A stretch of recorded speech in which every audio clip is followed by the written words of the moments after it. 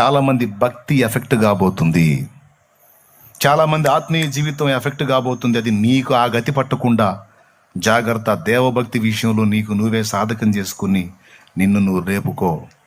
నీకెవరో వచ్చి ప్రోత్సహించరు, ఎవరో వచ్చి దేవుని వైపుకు తిప్పరు. నీకు నువ్వే సాధకం చేసుకోవాలని తిమోతికి పత్రిక రాసినప్పుడు చెప్పిన మాట ఈరోజు సంఘానికి చెప్తున్నాడు. తిమోతి మొదటి పత్రిక 4వ అధ్యాయం 7వ వచనం, అపవిత్రములైన ముసలమ్మ ముచ్చట్లను విసర్జించి దేవభక్తి విషయంలో నీకు నీవే సాధకం చేసుకో. అంటే అర్థం ఏంటో తెలుసా? ఎవరో వచ్చి నిన్ను రేపరు. ఎందుకంటే నిన్ను రేపాల్సిన వాళ్ళు సైతం చల్లారిపోతున్న దినాలు ఇవి.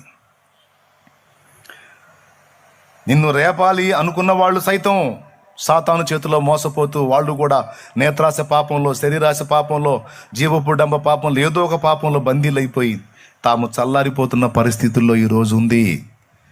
కాబట్టి ప్రియమైన భక్తులారా, ఆత్మీయులారా, దేవుని సంగమా, ఎవరి కోసమో చూడొద్దు. దేవభక్తి సాధనలో మీకు మీరే ప్రోత్సహించుకోవటం, రేపటం అనేది మీరు జరిగించాలి.